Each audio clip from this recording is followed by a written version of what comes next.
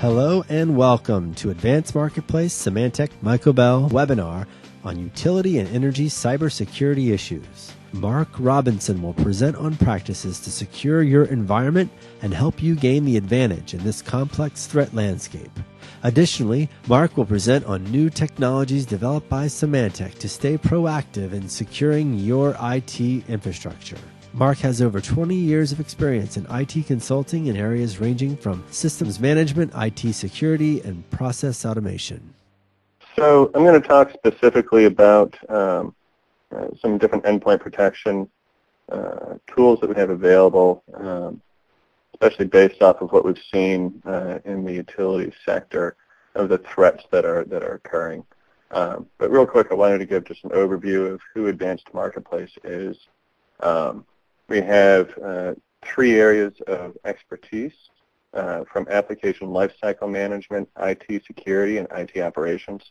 IT security is not in the middle of that by accident, right? IT security is something that we believe spans all phases of what we do, from working with customers on application testing and functional performance testing to providing IT service delivery, service cataloging, IT asset, and financial management. So we have some experience in the utility sector. We've worked with Calpine, CPS, South Jersey Industries, among some others throughout the industry. But again, I want to recap. I know we've talked a lot about the threats that are out there, but it's worth going into that. These threats are real. They're growing, right? So it's a number that kind of stuck out at me. 5.5 billion attacks were blocked by Symantec in 2011. It's up from 3 billion the year prior. We're seeing a tremendous amount of growth. And, one of the things that struck me as well was prior to somewhere around 2006, 2008, IT security was largely a measure of keeping good network hygiene. As long as we had antivirus, traditionally antivirus that was going through definition files, firewalls that were kept up to date, and so forth, we were able to ward off a lot of the things that caused problems. And it seems that what changed after that time period was a lot of the stuff that we're seeing, the threats that were happening, went from almost being tagging on a concrete wall, with spray paint and so forth, and being somewhat malicious in that way. It came into financials, right? People figured out there's money to be made by penetrating people's networks, stealing their information, and being able to sell that in the black market. Once there was a market for stolen data, whatever that data is, right, and we now had big actors pouring resources into this because it's a pretty good return on your investment. If you're a mob looking for a new place to go, this is the hot new sector to be in. If you're a nation state looking to gain financial growth, and this is the right way to go do it. So what we've seen before, and this is why I was talking about good hygiene, right? Being able to wash your hands before you eat is a pretty good way to make sure that you don't get sick. It's a terrible idea if you're trying to prevent yourself from getting shot by a sniper, and that's what we're seeing today. So again, let's go into the motivators. Steal resources. And steal resources, not just stealing information, but resources as in bandwidth. Sending spam is eating up your bandwidth. Doing a DDoS attack, a denial of service. Taking over your machines to turn them into bots so that they are capable of launching an attack on somebody else. Those are real threats. Stealing information, right? This kind of is self-explanatory. If we're able to get into the network and pull information that's directly valuable, then they've made their money. There's of course money extortion, asking people to pretending to be a bank, being able to pull off the con job, you've seen these emails where it's, there's an email that pretends to be from your bank saying that your password needs to be changed. You go to a website that looks like your bank website. You throw in your password, and they now have your information. All the way to the observe and destroy. So there's hacktivism and cyber sabotage. So some examples there are Stuxnet and Flamer. And that I'm seeing more of, especially in the space that you all are in. It's this cyber sabotage and the information stealing that needs to grab your attention. So what do you do to protect yourself in an environment that's this complex? First thing that we can offer is an analysis of your threat landscape. We offer what's called a malicious activity assessment. With your approval, we can put a appliance onto your network, and it will watch all the traffic coming in and out of your network. That appliance is linked in with Symantec's Global Intelligence Network, and we can see if there is activity, if there are infected machines with bots on them. We know, the common bot control centers. We can watch for drive-by infections from websites and so forth. So we're going to look and analyze the data of what's happening in your environment. It takes about 2 weeks for it to gather data, and then we'll come back with a report that shows what's happening in your environment. We can have a pretty targeted discussion on what things would be necessary to keep your environment clean and healthy. It's important to realize that no single technology can prevent all threats. I'm going to go into some detail of Symantec endpoint protection. And I'm going into Symantec endpoint protection, one, because I believe that most people, when I talk to them, when I mention SEP, in their mind what they're thinking is antivirus. And again, you've seen the explosion of what the threat landscape is. We're seeing the number of threats increase dramatically. Symantec also realized, again, when it went from more of what I call cyber vandalism to actual cyber attacks, they couldn't possibly keep up with the writing viruses, writing virus definition files. The number of new threats and mutations that they're going through, the rapidity of how they're mutating and changing, it just wasn't possible. So we've kind of changed the way that we're dealing with that threat landscape from one product line. But of course, there are other specific tools ranging from critical system protection, which will block all threads and execution of code that's not specifically allowed for your server. Tends to be a great tool for your line of business servers, your critical infrastructure systems, and so forth. To some gateway messaging products, which will push the detection and prevention of malicious code out to the edge of the network, which works in conjunction with your endpoint product, and so forth. So there's a lot of ways to handle preventing this environment. It's so while the threat landscape has gotten more complex, the protection landscape has certainly gotten more complex. What we're seeing is product talking and communicating with each other in ways that are effectively able to foil threats, even zero-day threats and things we haven't seen, and I'll talk about how that is in a minute. But then the last point I want to mention is continuous monitoring. Realistically, if you I don't think most organizations are prepared today to know if they are under attack at this very moment. And it probably won't be the point until something catastrophic has happened that the threat has been identified. And once the information is stolen or once something has gone in is when the incident gets reported. And unfortunately, that's too late. Right? It would be advantageous to be able to prevent, detect, and identify something before it gets to the point where they've already unloaded their payload. So continuous monitoring, the idea is it's a concept, not a tool.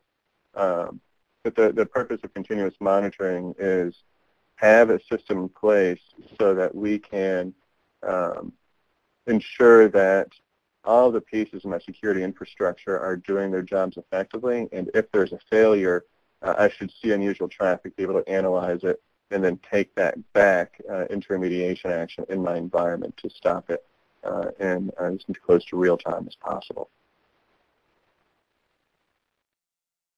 So as I've alluded to a few times, I am going to be speaking specifically about Symantec Endpoint Protection 12.12.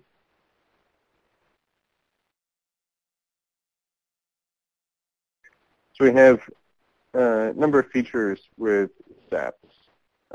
Again, this is no longer, if you're familiar with, honestly, any of the SAP versions before 11, you would be very accurate to say that it's an antivirus tool. But now, so there's three distinct areas of what we're talking about with endpoint protection. Protection, management, and virtualization. And we'll go into all the different technologies that make that up. So I mean, within protection, we're looking at, again, our traditional antivirus and anti-spyware, network and browser intrusion prevention, firewalling, and device and application control. Management side, right, essentially the tools have been beefed up to make sure that the tools is easy and simple as possible to deploy into your environment and maintain policy updates. We also have put a lot into virtualization. We realize that the data center is being mostly virtualized wherever possible, and of course, you know, we're seeing a lot more movement to VDI and virtual desktop environments. So we've built technology into SAP that we believe really makes it the leading tool for protecting virtual environments as well.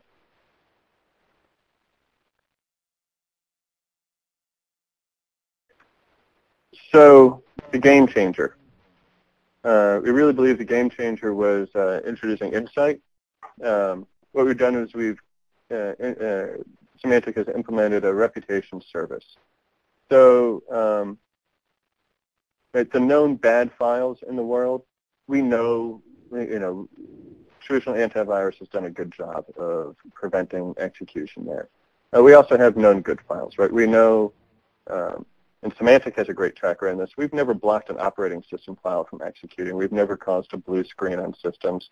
Right? Signed files from Microsoft, from Symantec, and so forth, those files are never going to pop up in a false positive.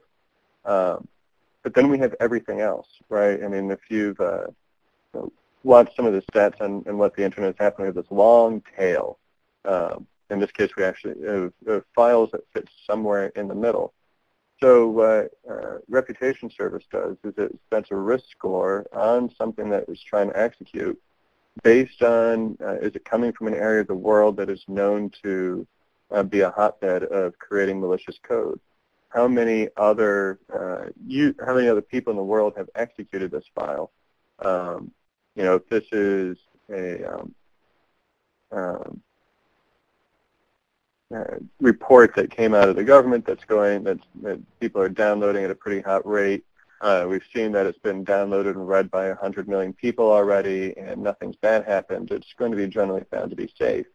What we're finding, though, again, is I mentioned earlier the mutations that viruses and malware is taking, and I think the average is around some of the more advanced pieces of malware mutate after 1.8 infections, which essentially makes almost every system it touches a unique system that's never seen.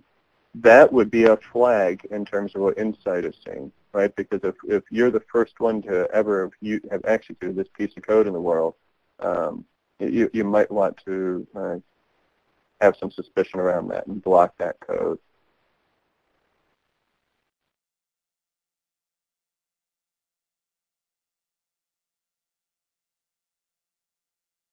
So again, I mean, we're looking at three main factors here. How do we stop the 0-day? How do we make sure that we're not going to prevent the false positives, right? We don't ever want to block an operating system file. We don't ever want to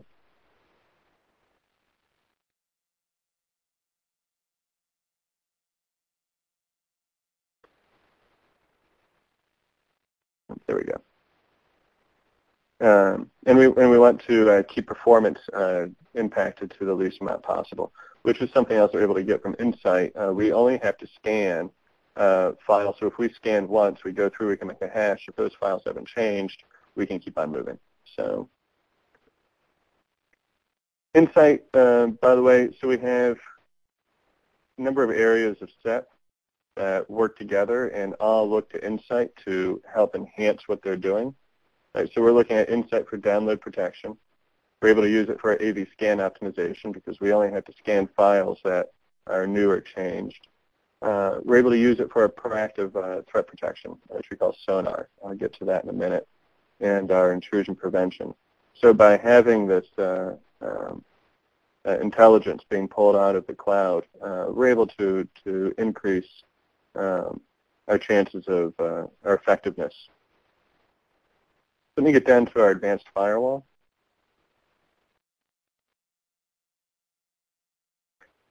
So in addition to we've talked about already, we have firewall technology.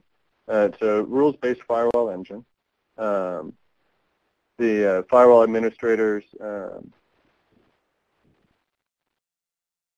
you have the same level of configuration at the endpoint. So it's a really flexible firewall where you can actually put triggers in and rules for application, host services, and so forth. So for example, you can block the usage of a specific website during business hours. We have full support, TCP/IP support, so we're not only blocking TCP and UDP, but also raw IP protocols.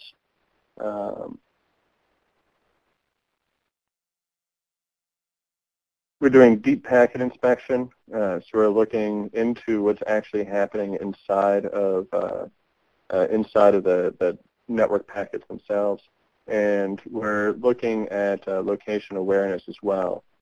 So we can be aware of the fact that if I'm on my corporate network, I may want to have different firewall rules. I would trust a connection coming from one of the other servers on the network versus being at a Starbucks and there's a peer-to-peer connection being set up. I should be very wary of that.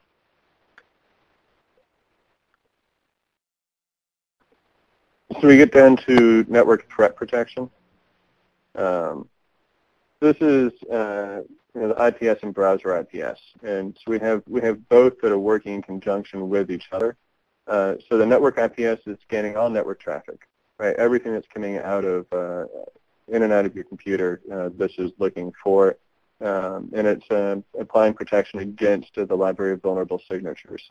The browser IPS is looking up the stack. The reason it's doing that is there could be malicious code that's encrypted at the network level, and the network IPS would just see encrypted code and wouldn't see that it's malicious code. Having it at the browser level is allowing to see what's actually being attempted to execute on your machine, and we can prevent what's happening from that level.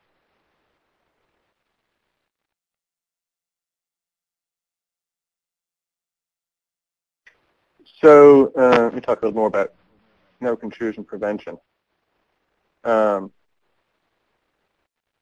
So we have generic exploit blocking. So we write a generic signature, and let's say it's Patch Tuesday. Microsoft is showing where there's a new vulnerability within one of their applications. And so you know that you have to go and deploy that patch. If any of you are on the operations side, we know, I mean, the general rule of thumb when deploying patches is a well-managed system should be able to get a patch out to 80% of the endpoints within the first 24 hours, and then up to about 97% within the first 7 days, 7 to 10 days. That's a long time that a vulnerability exists when you were looking at the type of threats that are happening out there.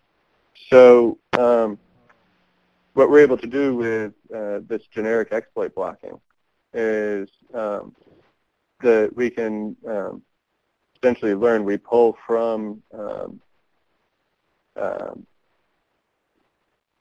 we're able to block the threat, the exploit, block that security hole down from our network intrusion prevention system.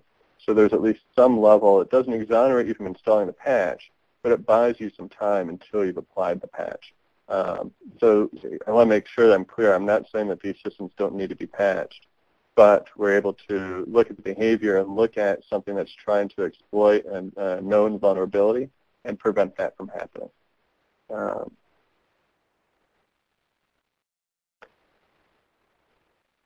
So on top of that, we also have device control.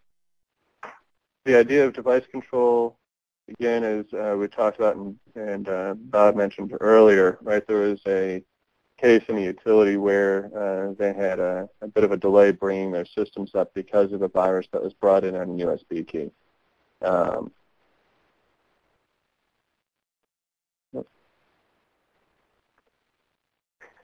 So in addition to what we've been looking at, we can prevent certain devices from operating, and we can restrict the devices that plug in to known good devices. So I can prevent CD burners from running on a system. If I don't want data to leave a particularly closed system, I can make sure that nothing can connect to it. I'm not going to have thumb drives, CD burners, or any writable media to allow that to come out. I can also say that I can only read from a certain device, but I'm not allowed code to execute from it, and so forth. So we can get pretty detailed in here. We can block devices by their Windows class ID and by the vendor. But the idea here is we want to, we're not just looking at the network. We're looking at all ways that code can be brought in to an environment and block it from ever being able to get onto our systems to begin with. And next, we have application control. As you can tell, we've come a far way from being just antivirus. So with application control, we're actually able to prevent application. We can do a whitelist, so we can actually look at specific applications that need to be running. And financial institutions, and even in utilities, this tends to be a fairly hot topic within call centers, where we're looking at application control, certainly from a security point of view, but also from a system performance and stability point of view. If only the applications that are necessary for those systems to perform the job of their operator, then we've increased uptime of those systems as well. Of course, the side benefit to that is we've made those systems more secure. So what's nice is absolutely nothing nothing specifically allocated to execute can operate on a machine. That takes a lot of the work off of everything else if we have proper privilege management and application control.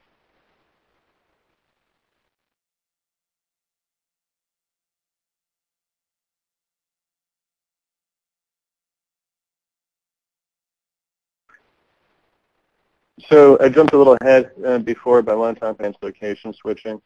So we're going to trigger, again, here's a list of some of the things that we're looking at, gateway addresses, Win servers, DHCP, and so forth. And we can change the behavior of how we want our prevention systems to behave based on where they are. So you can change, let's say you're a user that works sometimes from home and sometimes in the office and sometimes on the road. Basically what you can do is you have a criteria of Boolean options and relationships. So if I'm connected through the VPN, then I have the ability to resolve an internet website. It means I'm connected to the VPN. So I can set these up to make sure that I'm supported as to the right level that needs to be depending on where I am. Obviously, if I'm in the field, if I'm a field technician, I'm working and I'm connected to a open Wi-Fi, I would then want to trigger a more stringent policy when I'm connected to my corporate LAN. So the general overview, right, we talked a little bit about management in the beginning. So wizard-based configuration. We have built-in reports, pre-configured alerts. We've streamlined the installation. If you're using another product, we make it really easy to uninstall that product for you, and so forth. Of course, we're on the latest OSs. We support Windows 8, Macintosh 10.8. And with that, I wanted to thank you for joining our webinar this afternoon. I hope that you're able to learn quite a bit about the threats that exist today, the landscape of the utility sector. At least some information around SEP, and please provide feedback. There are some questions that you should see within this webinar. Please download and read the white paper that we produced. If you aren't able to get it from Connect, please send us an email. We'll make sure to get it right out to you. It's a fantastic read. And with that, thank you.